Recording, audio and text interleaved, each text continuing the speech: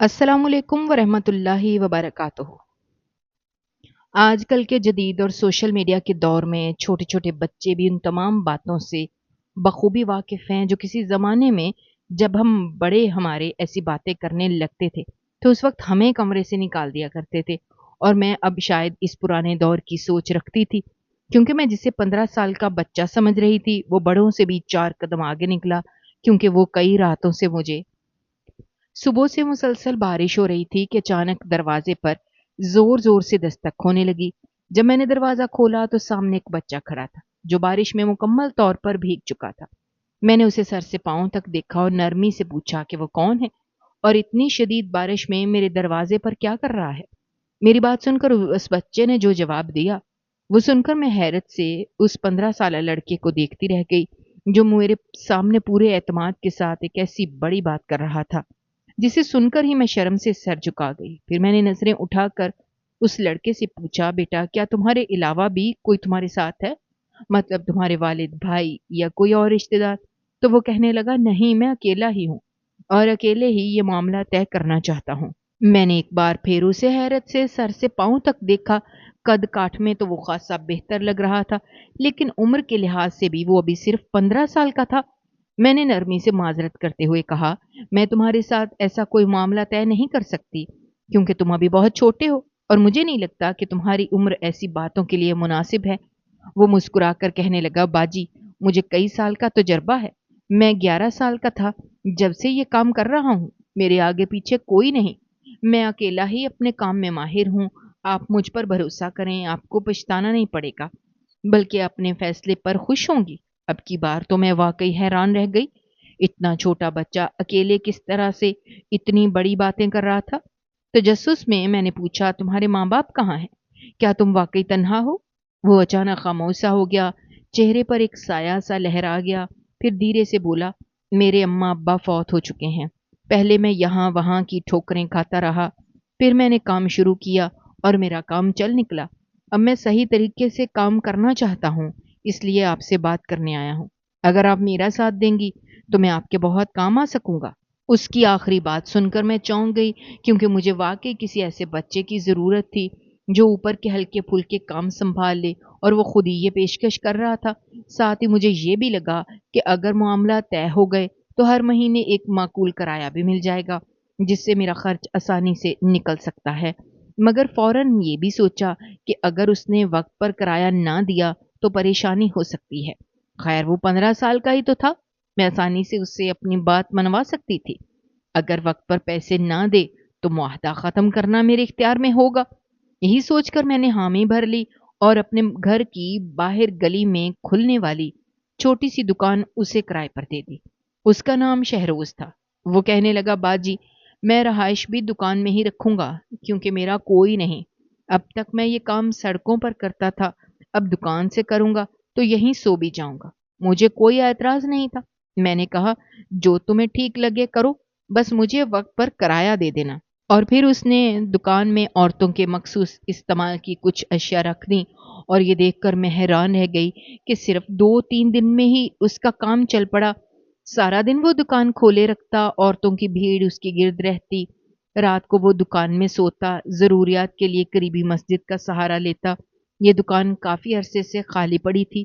पहले जब कभी किराए पर दी तो किसी ने करियाना स्टोर खोला, किसी ने मेडिकल स्टोर, मगर सब यही कहकर छोड़ गए कि ये जगह काम के लिए मुनासिब नहीं। मैं तो उम्मीद ही छोड़ चुकी थी कि ये दुकान कभी चलेगी। लेकिन शहरोज़ ने ना सिर्फ मुनासिब किराए पर दुकान ली, बल्कि अपना काम भी जमा लिया। हैरत की बात ये थी कि वो औरतों का सामान बेचता था और औरतें बिला झिझक उस बच्चे से सामान खरीदने आती थीं। कुछ दिन गुज़रे तो उससे मेरी अच्छी खासी बातचीत हो गई। वो मेरे छोटे-छोटे काम करने लगा, कभी बाज़ार से कुछ ला देता, बदले में जब कभी मैं कोई अच्छा खाना पकाती तो उसे भी दुकान पर पकड़ा देती। क्योंकि दुकान और मेरे घर के दरमियान एक छोटा-सा दरवाज़ा था, इसलिए ज़रूरत के वक़्त मैं वो दरवाज़ा खोलकर ना सिर्फ़ शहरोज़ के लिए खाना पका लेती, बल्कि उसके साथ थोड़ी बहुत बातचीत भी कर लिया करती थी। आहिस्ता-आहिस्ता हमारे दरमियान बेदख़लफ़ी बढ़ती गई। मैं भी अपनी जगह तन्हा थी, इसलिए शहरोज़ का साथ मेरे लिए सहारा बन गया। दरअसल मेरे कोई बच्चे नहीं थे اور میرے شوہر فالج کا شکار ہو کر بستر پر پڑے تھے۔ گھر کا خرچ بہت مشکل سے چل رہا تھا، کبھی کوئی مدد کر دیتا تو کبھی کسی سے ادھار لے لیتی۔ ایسے میں دکان سے ملنے والا کرایہ میرے لیے کسی نعمت سے کم نہیں تھا، اور پھر شہروز میرے بہت سے چھوٹے موٹے کام بھی سنبھال لیتا تھا۔ اسی لیے میں نے خود اس سے بے تکلفی بڑھائی تاکہ وہ دکان چھوڑ کر نہ جائے اور میری یہ معمولی آمدنی باقی رہے، مگر مجھے اندازہ نہیں تھا کہ جسے میں ایک معصوم سا 15 سال کا بچہ سمجھ رہی تھی، وہ اتنا سادہ بھی نہیں ہے۔ کچھ ہی عرصے میں اس بچے نے میری زندگی کی ترتیب بدل کر رکھ دی۔ جب ہمارے درمیان بات چیت میں مزید آسانی آئی تو میں نے اسے اپنے گھر کے اندر آنے کی اجازت بھی دے دی۔ اب وہ حاجت وغیرہ کے لیے میرے گھر آ جاتا اور باقی وقت وہ دکان پر گزارتا۔ میرے شوہر کو بھی اس پر کوئی اعتراض نہیں تھا، کیونکہ ان کے لیے وہ ایک کم عمر لڑکا ہی تھا۔ بلکہ شہروز کے آنے سے گھر میں ایک رونق سی آ گئی تھی۔ اب میں پہلے کی طرح اداس اور خاموش نہیں رہتی تھی، بلکہ جب بھی کوئی بات ہوتی تو میں وہ شہروز سے کہہ دیا کرتی تھی۔ گزشتہ کچھ دنوں سے موسم کی تبدیلی کے باعث میرے شوہر کی طبیعت کافی خراب رہنے لگی تھی، اور میرے پاس انہیں اسپتال لے جانے کے لیے بھی پیسے نہیں تھے۔ ایک دن ایسے ہی میری آنکھوں میں بے اختیار آنسو آ گئے۔ شہروز نے دیکھا تو فوراً پوچھا، باجی کیا ماجرا ہے، کیوں رو رہی ہو؟ میں نے دل کا حال اس کے سامنے رکھ دیا۔ منیر کو اسپتال لے جانا ہے، پیسے نہیں ہیں، میں اس زندگی سے تھک چکی ہوں، ہر مشکل اکیلے ہی جھیلنی پڑتی ہے۔ منیر تو میرے سہارے کے بغیر بستر سے اٹھ بھی نہیں سکتے۔ اگر میرا کوئی بچہ ہوتا تو شاید میری زندگی کچھ آسان ہو جاتی۔ نہ جانے کیوں میں نے کسی کمزور لمحے میں اپنے دل کا بوجھ ہلکا کرنے کے لیے اپنا یہ راز شہروز کے آگے کھول کر بیان کر دیا، اور پھر اسی بات کا مجھے بہت بڑا خمیازہ بھی بھگتنا پڑا۔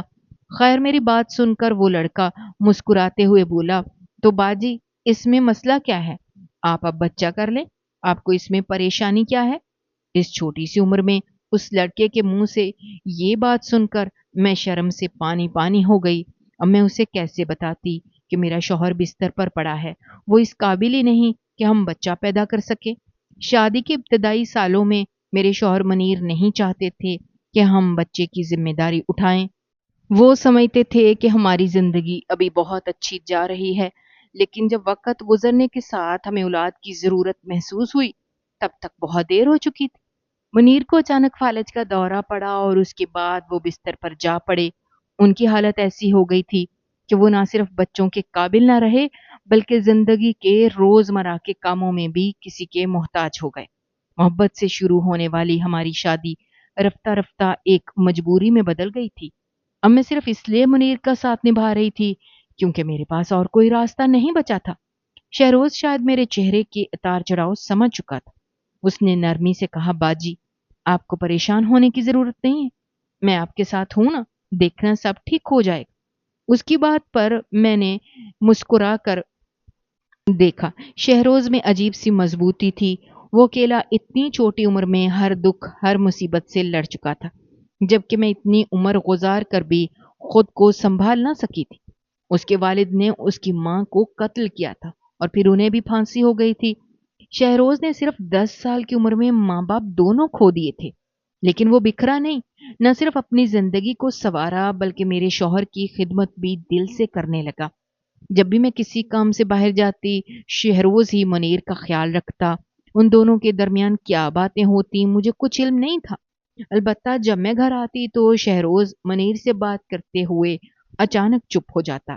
ایک دن شہروز نے مجھ سے وعدہ کیا کہ وہ میری ہر کمی کو پورا کرے گا، جبکہ میں اس کی بات سن کر صرف مسکرا دی، کیونکہ میرے دل میں اولاد کی محرومی نے ہمیشہ سے جگہ بنائے رکھی تھی، اور وقت میرے اندر یہ خواہش بیدار رہتی تھی کہ میری زندگی میں بھی ایک بچہ ہو جو میری محبت کا محور بنے۔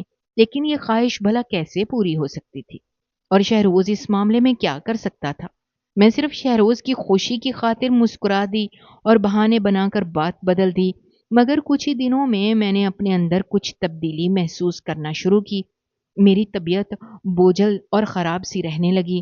پھر بالآخر شہروز نے مجھے پیسے دیے اور کہا، آنٹی آپ جلدی سے ڈاکٹر کے پاس جائیں اور اپنا چیک اپ کروائیں۔ لہٰذا اس کے مشورے پر میں ڈاکٹر کے پاس چلی گئی۔ وہاں پہنچ کر جیسے میرے پیروں تلے سے زمین نکل گئی۔ کیونکہ ڈاکٹر کا کہنا تھا کہ میں امید سے ہوں۔ یہ کیسے ممکن ہو گیا؟ منیر تو اس پوزیشن میں تھے ہی نہیں کہ وہ باپ بن سکیں۔ پھر میرے پیٹ میں بچہ کیسے آیا؟ خوف سے میرے ہاتھ کانپنے لگے، میں لرزتے قدموں سے گھر لوٹی، ڈرتے ڈرتے منیر کو ساری بات بتا دی۔ میری بات سن کر منیر یوں مسکرا دیے جیسے وہ پہلے سے سب جانتے ہوں۔ وہ بولے، ہو سکتا ہے میں اس قابل ہو گیا ہوں، اگر خدا نے ہمیں یہ خوشخبری دی ہے تو اسے خوشی سے قبول کر لو، بلا وجہ پریشان کیوں ہو رہی ہو؟ منیر کی بات نے مجھے حیران کر دیا۔ کیا واقعی میں ان کے بچے کی ماں بننے والی تھی؟ مجھے تو ان کی حالت میں کوئی بہتری نظر نہیں آئی تھی۔ یہ سب کیسے ممکن ہوا؟ تقریباً یہ سارا معاملہ میری سمجھ سے باہر تھا۔ خیر میں نے بھی یہ مان لیا کہ میں منیر کے بچے کی ماں بننے والی ہوں، اور اپنے کھانے پینے اور آرام کا خاص خیال رکھنے لگی۔ شہروز کو جب یہ خبر ملی تو وہ بھی بہت خوش ہوا، جیسے اس کے اپنے گھر میں بچہ آنے والا ہو۔ وہ دکان سے فارغ ہو کر روز ہمارے گھر آتا۔ منیر کو نہلانے دھلانے کا کام اس نے خود ہی سنبھال لیا تھا۔ میرے شوہر منیر کی اکثر خدمت وہی کرنے لگا تھا، کیونکہ میری حالت ایسی نہیں تھی کہ میں زیادہ کام کر سکوں۔ پہلے بھی وہ منیر کے پاس بیٹھا کرتا تھا، مگر اب تو وہ میرے لیے کبھی پھل لے آتا تو کبھی جوس۔ اس کی دکان بھی اچھی چلنے لگی تھی، اور شہروز کے آنے کے بعد مجھے لگنے لگا تھا جیسے ہماری زندگی بدل گئی ہے۔ یوں ہی دن گزرتے گئے، اور 9 مہینے مکمل ہونے پر میں نے ایک خوبصورت سے بچے کو جنم دیا، جو نہ میری شکل پر گیا تھا نہ منیر سے مشابہت رکھتا تھا، بلکہ حیرت کی بات یہ تھی کہ وہ بالکل شہروز جیسا لگ رہا تھا۔ میں کبھی اپنے بچے کو دیکھتی، کبھی شہروز کے چہرے کا تصور کرتی، تبھی شہروز نے ہنستے ہوئے ایک ایسی بات کہہ دی کہ میں چونک گئی۔ وہ کہنے لگا، باجی آپ نے مجھے دن رات اتنا دیکھا ہے کہ بچہ بھی میرے جیسا نکل آیا۔ کہتے ہیں جسے ماں حمل کے دوران زیادہ دیکھے بچہ اسی پر چلا جاتا ہے۔ شہروز کی یہ بات سن کر میں نے صرف حیران ہوئی، بلکہ دل ہی دل میں شرمندگی بھی محسوس کرنے لگی۔ خیر میری گود میں بچہ آ چکا تھا، میری خوشی کی انتہا نہیں تھی۔ میں جب بچے کو لے کر گھر آئی تو لگا جیسے زندگی میں بہار آ گئی ہے، لیکن ساتھ ہی خرچہ بھی پہلے سے بڑھ گیا تھا۔ سمجھ نہیں آ رہا تھا یہ سب کیسے چلے گا۔ تبھی شہروز نے میرے بچے کا خرچہ بھی اٹھا لیا۔ میری اور میرے بچے کی ذمہ داری اس نے اس طرح سے سنبھالی جیسے ہم اس کے اپنے ہوں، بلکہ سچ کہوں تو اس نے میرے شوہر منیر کی بھی ساری ذمہ داریاں اپنے کندھوں پر لے لی تھی۔ وہ اب بالکل بھی غیر نہیں رہا تھا، میں تو اسے اپنے چھوٹے بھائیوں جیسا سمجھنے لگی تھی، کیونکہ اس کی بدولت ہمارے حالات بہتر ہو گئے تھے۔ اور پھر جب ہمارا بچہ 6 مہینے کا ہوا تو مجھے پتا چلا کہ میں دوبارہ امید سے ہوں۔ میں یہ جان کر حیران رہ گئی کہ اتنی جلدی دوبارہ حمل کیسے ٹھہر گیا، جبکہ میری شادی کو 8 سال ہونے والے تھے، اور اس سے پہلے ایک بار بھی ایسا ممکن نہیں ہوا۔ میں ڈر رہی تھی کہ اتنی جلدی دوسرا بچہ کیسے سنبھالوں گی، کیونکہ میرا پہلا بچہ ابھی بہت چھوٹا تھا، اور منیر کی دیکھ بھال کرنا بھی الگ بات تھی۔ میں اسی پریشانی میں بیٹھی تھی کہ میرے شوہر نے مجھے تسلی دی اور کہنے لگا، جب اللہ کی طرف سے نعمت مل رہی ہے تم انکار نہ کرو۔ جہاں پہلا بچہ پل رہا ہے، پرورش پا رہا ہے، وہیں دوسرا بھی مسئلہ نہیں کرے گا۔ میں نے سر جھکا کر کہا، ہماری تو ساری ذمہ داریاں شہروز نے اٹھا رکھی ہیں، جو کہ ہمارا کچھ بھی نہیں لگتا۔ اب یہ بچہ آئے گا تو اس کا خرچہ بھی اس کے نازک کندھوں پر ہوگا، اور یہی سوچ کر مجھے شرمندگی ہونے لگتی ہے کہ وہ حقیقت میں بیگانہ لڑکا ہو کر بھی اپنوں کی طرح ہماری کفالت کر رہا ہے۔ ابھی میری بات مکمل بھی نہیں ہوئی تھی کہ اچانک شہروز کسی کام سے کمرے میں آ گیا، کیونکہ وہ پہلے بھی ایسے ہی بلا جھجک میرے کمرے میں آ جاتا تھا۔ اس نے میری بات سن لی تھی، پھر آنکھوں میں نمی لیے کہنے لگا، آنٹی کیا آپ اب بھی مجھے غیر سمجھتی ہیں؟ میں تو کب سے آپ سب کو اپنا تسلیم کر چکا ہوں۔ آپ کی خاطر میں کچھ بھی کر سکتا ہوں۔ مجھے پتا چل گیا ہے کہ آپ دوبارہ امید سے ہیں۔ ساری پریشانیوں کو بھلا کر آپ بس اپنا خیال رکھیں، خرچے کی فکر مت کریں۔ آپ کی دکان بڑی برکت والی ہے، اس کے ذریعے میرا کام خوب چل رہا ہے، اسی سے تو میں سب خرچے پورے کر رہا ہوں۔ اس کی بات سن کر میں مزید شرمندہ ہو گئی، اور پھر کچھ وقت گزرا اور میرا دوسرا بچہ بھی دنیا میں آ گیا۔ اب میں بچوں میں اتنی مصروف ہو گئی کہ منیر کا خیال رکھنے کی بھی فرصت نہیں رہی۔ شہروز نے سب کچھ سنبھال لیا تھا، وقت تیزی سے گزر رہا تھا، اور میرا اور شہروز کا تعلق اتنا دوستانہ ہو چکا تھا کہ ہم ایک دوسرے سے دل کی ہر بات کہنے لگے تھے۔ میں دن بھر بچوں کے پیچھے پاگل سی ہو جاتی، رات کو تھک کر سو جاتی۔ ایسے میں شہروز اکثر رات کو بچوں کو سنبھالنے آتا، انہیں اپنے ساتھ سلا لیتا۔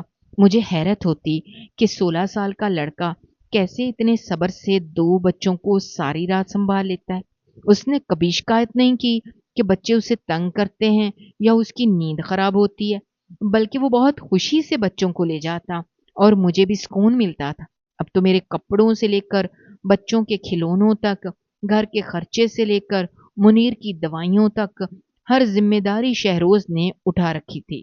وہ ہمارے لیے ایک فرشتے سے کم نہیں تھا، کیونکہ اس نے بغیر کسی رشتہ داری کے سب کچھ اپنا سمجھ کر ہم سب کی کفالت شروع کر دی تھی۔ یہاں تک کہ میرے بچوں سے بھی وہ ایسے ہی محبت کرنے لگا جیسے وہ اس کے ہوں۔ کبھی کبھی مجھے لگتا تھا کہ وہ صرف میرے ہی نہیں بلکہ اس کے بھی بچے ہیں۔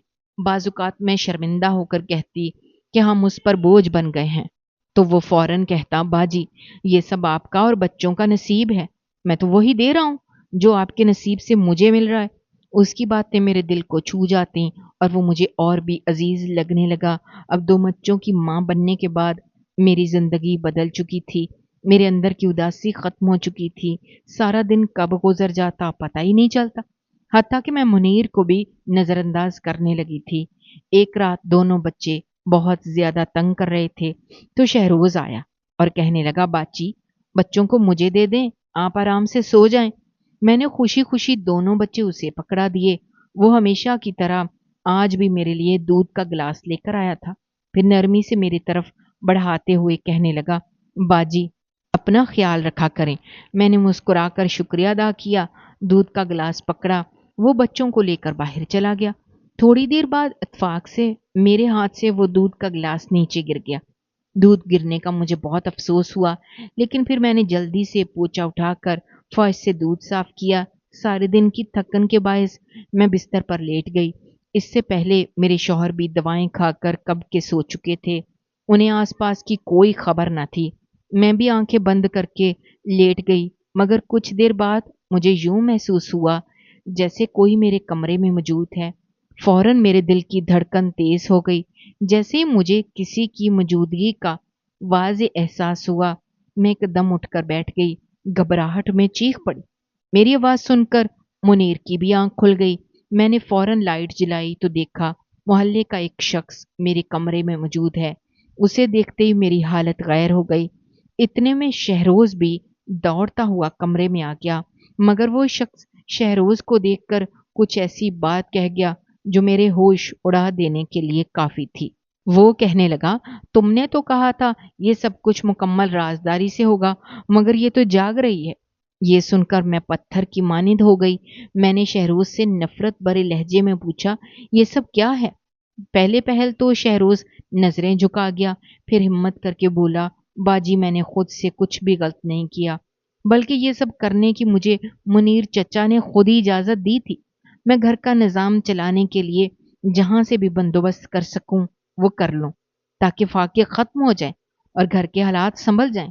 پھر میں نے منیر چچا کی اجازت سے کچھ گاہک ڈھونڈے اور یوں ہر رات میں بچوں کو اپنے ساتھ لے جاتا اور آپ کو آرام کی دوا دے دیتا تاکہ آپ سکون سے سو جائیں، اور پھر جو بھی ہوتا رہا وہ آپ کی آنکھوں سے اوجھل رہے۔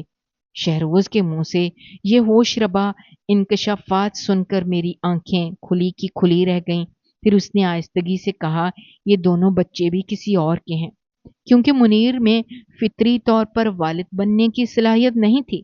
میں نے آپ کے ساتھ کچھ غلط نہیں کیا، جو کچھ کیا وہ آپ کے شوہر کے کہنے پر کیا، اور میں نے ہمیشہ ہر فیصلہ خواتین کی رضامندی سے کیا۔